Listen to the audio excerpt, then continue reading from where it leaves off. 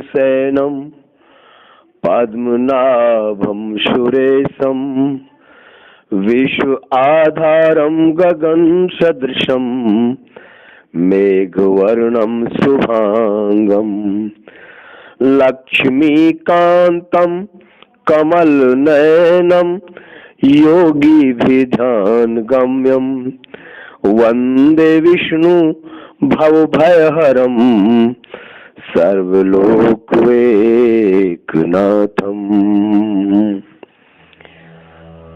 श्रीमद् भागवत के अमृत का इसकी तृतीय भाग में हम चर्चा करेंगे। तृतीय स्कंद में भगवान कपिल जी द्वारा माता देवहूति को दिए गए परम कल्याणकारी ज्ञान की। श्री ब्रह्मा जी के पुत्र थे महर्षि कर्दम और महाराज मनु जी की पुत्री थी देवहूति।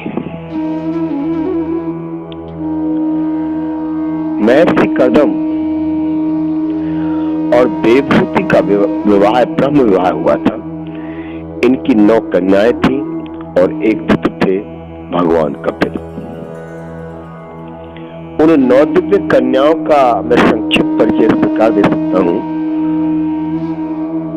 बड़ी पुत्री कला महर्षि मरीच को ब्याही थी और हाविर्भू महर्षि पुलस्त को ब्याही थी। ख्याति महर्षि भृगु को ब्याही थी और अनुसुईया, जिनको आप सभी जानते हैं, सती शिरोमणि मां अनुसुईया महर्षि अत्रि को ब्याही थी।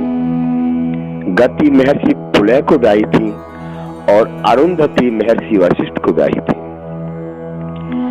श्रद्धा महर्षि अंगिरा को ब्याही थी और क्रिया महर्षि कृतु को ब्याही थी।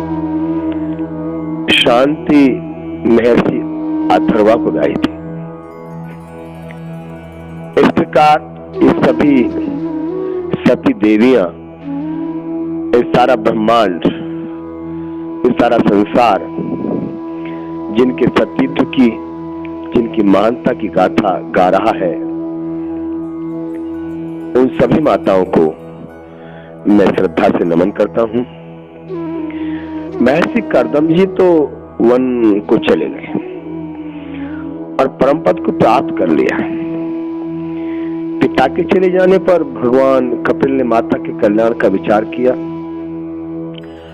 और एक दिन भगवान कपिल आसन पर विराजमान थे और माता देवहूति उनके पास आई, बैठ गई और उनसे कहा, हे प्रभु, हे दयालु, मेरे महामोह को दूर कीजिए तथा प्रकृति और पुरुष का ज्ञान कराइए और हे भगवान, ये भी बताइए कि आपकी समुचित भक्ति का स्वरूप क्या है और मेरी जैसी अबलाओं के लिए कैसी भक्ति ठीक है। मैया की ऐसी पवित्र भक्ति से ओत-प्रोत वाणी सुनकर भगवान कपिल बोले, हे माता, योग आध्यात्मिक पुंसा मतो निय श्रेय सांसे अत्यंतो परित्यक्त दुख सच्च सुख सच्च। अर्थात, हे माता,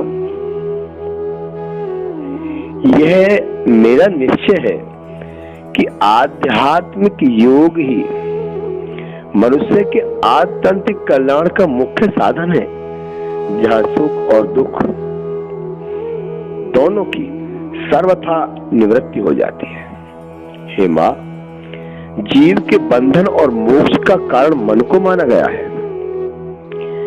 विषयों में आसक्त होने पर वह बंधन का हेतु होता है और परमात्मा में अनुरक्त होने पर वही मन मोक्ष का कारण बन जाता है। जब मन में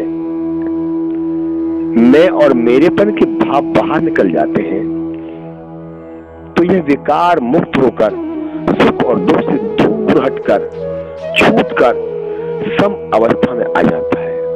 और हे माता, तब जीव अपने ज्ञान, वैराग्य और भक्ति से युक्त हृदय से आत्मा को प्रकृति से परे एकमात्र भेद रहित स्वयं प्रकाश, सूक्ष्म, अखंड और उदासीन देखता है, से शून्य देखता है तथा प्रकृति को शक्तिहीन अनुभव करता है। जो लोग सहनशील, दयालु, सबका हित चाहने वाले, सरल स्वभाव वाले और किसी से भी शत्रुता न रखने वाले, सब पुरुषों का सम्मान करने वाले और मुझसे अनन्य भाव से प्रेम करने वाले, मेरी कथाओं को श्रवण और मेरा कीर्तन करने वाले एवं सदैव मुझ में चित्त लगाए रहने वाले भक्तों को, संसार के ऐसे भक्तों को इस संसार के तरह तरह के ताप कोई कष्ट नहीं पहुंचाते हैं। ब्रह्मण्याध्याय कर्माणि संतत्वा करोति लिप्यते न स पापेन पदम पत्रमिव आम्भसा। जो सब कर्मों को परमात्मा में अर्पण कर देता है और आसक्ति को त्याग कर कर्म करता है, वह पुरुष जल से कमल के पत्ते की भांति पाप से लिप्त नहीं होता है। ये शाम अहम प्रिय आत्मा स्पर्श सखा गुरु सुहृदो देवम इष्टम। जिनका एकमात्र मैं ही प्रिय आत्मा हूँ, पुत्र हूँ, मित्र हूँ, गुरु हूँ, सुहृदय और इष्टदेव हूँ, वे मेरे धाम के, हे माता,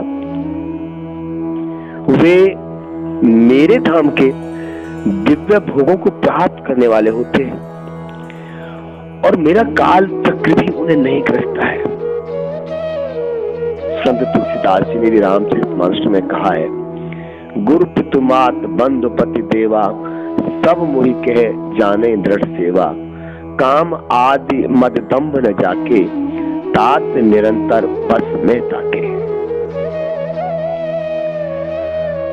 अब माता देवहूति भगवान कपिल जी से यह प्रश्न पूछती है कि हे प्रभु, पुरुष और प्रकृति दोनों ही नित्य और एक दूसरे के आश्रय से रहने वाले हैं, इसलिए प्रकृति तो पुरुष को कभी छोड़ नहीं सकती।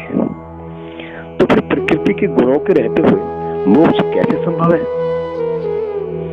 इस पर भगवान कपिल माता को समझाते हैं, हे माता जी, जिस प्रकार अग्नि का उत्पत्ति स्थान अरणी अपने से ही उत्पन्न अग्नि से जलकर भस्म हो जाती है, उसी प्रकार निष्काम भाव से किए हुए स्वयं धर्म पालन द्वारा अंतःकरण शुद्ध होने से, मेरी भक्ति से, भगवत कथा श्रवण से, तत्व साक्षात्कार कराने वाले ज्ञान से, प्रबल वैराग्य से, ध्यान के अभ्यास से और चित्त की प्रगाढ़ एकाग्रता से उसकी प्रकृति जो अविद्या है वह दिन रात क्षीण होती चली जाती है और धीरे धीरे लीन हो जाती है। फिर यह प्रकृति अपने स्वरूप में स्थित बंधन मुक्त पुरुष का कुछ भी नहीं बिगाड़ सकती। जिस प्रकार सोए हुए पुरुष के साथ स्वप्न की घटनाएं मिथ्या है, उसी प्रकार जिसे तत्व ज्ञान हो गया है और जो निरंतर मुझ में ही मन लगाए रहता है, उस आत्मा का, वह आत्माराम, उस आत्माराम मुनि का, और वह आत्माराम मुनि, उस आत्माराम मुनि का प्रकृति कुछ नहीं बिगाड़ सकते। जब मनुष्य को सब प्रकार के भोगों से वैराग्य हो जाता है, चाहे वे ब्रह्मलोक के हों चाहे और कोई, तब मेरी कृपा से वह भक्त तत्व ज्ञान प्राप्त करके आत्म अनुभव द्वारा सभी संशयों से मुक्त होकर उस मंगल में पद को प्राप्त कर लेता है जहां पहुंचने पर योगी फिर लौट कर नहीं आता है। भगवान कपिल मैया देवहूति को फिर आगे समझाते हुए कह रहे हैं, हे माता, ज्ञान योग भक्ति से मनुष्य मुझे इसी देह में प्राप्त कर सकता है। मैं आत्मा रूप से सब में स्थित हूं। जो मुझ सर्वभूत स्थित परमात्मा का अनादर करके केवल प्रतिमा में ही मेरा पूजन करते हैं, उनकी वह पूजा स्वांग मात्र है। मैं सबका आत्मा और परमेश्वर सभी भूतों में स्थित हूं। इस प्रकार जो अभिमानी पुरुष दूसरे जीवों के साथ वैर बांधता है और उनके शरीर में स्थित मुझ आत्मा से द्वेष करता है, उसके मन को कभी शांति नहीं मिल सकती। हे माता, सभी सिद्धियां मेरी प्राप्ति के मार्ग में अवरोध उत्पन्न करती है।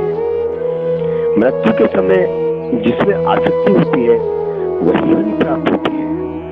आसक्ति का पूर्ण अभाव होना ही योग साधन का अभिष्ट फल है। भैया, ब्रह्म एक है, वह ज्ञान स्वरूप है और निर्गुण है।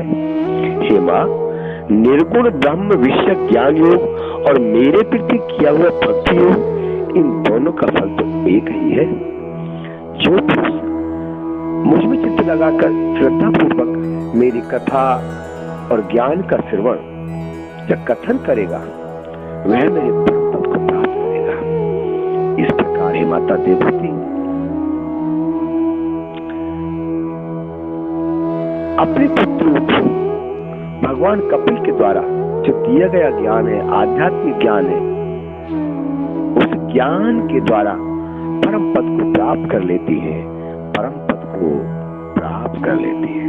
बोलिए कपिल भगवान की जय।